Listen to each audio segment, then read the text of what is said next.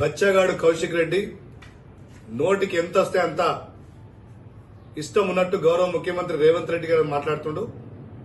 బిడ్డ ఖబర్దార్, తస్మాత్ జాగ్రత్త, నీకు బలుపు ఎక్కువైంది, కండ కావరం ఎక్కువైంది, నీ స్థాయి ఏంది, నీ బతికేంది. రేవంత్ రెడ్డి గారికి పిసిసి ప్రెసిడెంట్ ఇచ్చేంత మొగను అయిపోయిన వారు చిల్లరగాడివి. నువ్వు నీ స్థాయి తెలుసుకొని మాట్లాడు. రేవంత్ రెడ్డి కాలి గోటి విలువ కాదు నీ బతికంతా కలిపి. కాయనకు నువ్వు పిసిసి ప్రెసిడెంట్ ఇచ్చేంత మొగను వను. కాంగ్రెస్ పార్టీలో ఉండుకుంటూ ఆ రోజు కోవర్ట్గా మారి టీఆర్ఎస్ పార్టీకి ఆనాడు కేసీఆర్ తప్పులు మోసుకొని ఇక్కడ కోవర్ట్ చేసి ఎమ్మెల్సీ పదవి తెచ్చుకుంది నిజం కాదా? అసలు నీకు ఏం స్థాయి ఉందని పిసిసి ప్రెసిడెంట్ ఇప్పిస్తావు? నువ్వు కనీసం అప్పటికి ఒక సర్పంచ్ గారిని గెలుస్తావు అని ముఖానికి. నువ్వు రేవంత్ రెడ్డి గారికి పిసిసి ప్రెసిడెంట్ ఇచ్చేంత మొగను అయిపోయినవా? నిన్ను రేవంత్ రెడ్డి గారు హత్య చేయడానికి ప్రయత్నం చేస్తున్నారు. అసలు సిగ్గుండి మాట్లాడుతున్నావా? మతి ఉందా నీకేమన్నా? నీ స్థాయికి రేవంత్ రెడ్డి గారు అవసరమా? రేవంత్ రెడ్డి గారు ఒక కంటి సైగ చేస్తే ఈ రాష్ట్రంలో ఉన్న లక్షల కోట్లాది మంది కార్యకర్తలు నేను ఒక పిచ్చి కుక్క ఉరికించుకుంటున్నట్టు ఎట్లా కొడతారు అట్లా కొడతారు. రేవంత్ రెడ్డి గారు నిరంతరం ఈ రాష్ట్ర ప్రజల కోసం, ఈ రాష్ట్ర సంక్షేమం కోసం రోజు 18 గంటలు కష్టపడుతున్న ముఖ్యమంత్రి గారు.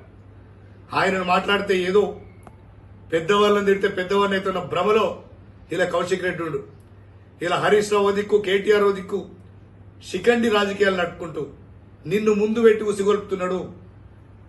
బిడ్డ, నీకు రోజులు దగ్గర పడ్డాయి. నువ్వు ఎమ్మెల్యే కొత్తగా అయినావు, చాలా హుందాగుండా నేర్చుకో. ఇలా నిజంగా నీ మాటలు వింటుంటే, నీ చేతలు చూస్తుంటే కేఏ పాల్ గుర్తుకొస్తున్నాడు. కేఏ పాల్ ఏ విధంగా అయితే రాజకీయాల్లో జోకర్ ఉండో, ఇలా ఏపీలో కేఏ పాల్, ఇక్కడ తెలంగాణలో పాల్ కౌశిక్ రెడ్డి అని పెట్టుకో. నిజంగా సెట్ అవుతుంది.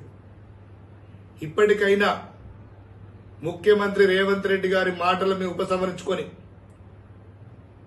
ముక్కు నేలకు రాయకపోతే యావత్ తెలంగాణ రాష్ట్రంలోని కాంగ్రెస్ పార్టీ కార్యకర్తలు, ప్రజలు నిన్ను పిచ్చి కుక్కను ఉరికించినట్టు కొడతారు. అసలు ఇంకొకటి, నీ మెంటల్ బ్యాలెన్స్ మీద తెలంగాణ ప్రజలందరికీ ఒక డౌట్ ఉంది. నువ్వేమైనా డ్రగ్స్ వాడుతున్నావా, లేదంటే నీకేమైనా పిచ్చిలేసిందా అనే ఒక మీమాంసలో తెలంగాణ ప్రజలు ఉన్నారు. నేను ఖచ్చితంగా వెంటనే వైద్య పరీక్షలు నిర్వహించి మెంటల్ హాస్పిటల్ పంపించవలసిందిగా నేను ప్రభుత్వాన్ని కూడా కోరుతున్నా. ఒక వైద్య బృందం వచ్చి కూడా నిన్ను పరీక్షించి నువ్వు అసలు సమాజంలో తిరిగే అర్హత నీకుందా, లేదంటే ఎర్రగడ్డ మెంటల్ హాస్పిటల్లో ఉండలేవు, ఆ వైద్యులు సర్టిఫికేట్ తీసుకొచ్చాక నీ భవిష్యత్తు తెలుస్తుంది. ఇప్పటికైనా బేషరత్గా ముక్కు నాలుగు రాసి క్షమాపణ చెప్పు. నిన్ను ఉసిగొలుపుతున్న కేటీఆర్, హరీష్ రావును కూడా హెచ్చరిస్తున్నాం.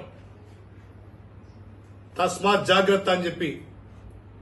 ఇలా కేటీఆర్, హరీష్ రావు 10 ఏళ్లు అధికార మదం ఉండి బలిపెక్కి వేల కోట్ల రూపాయలు రాష్ట్రాన్ని దోచుకొని ఇలా పదవి వంగని ఒక ఫ్రస్ట్రేషన్లో నిన్ను ముందు పెట్టి తిట్టిస్తున్నారు.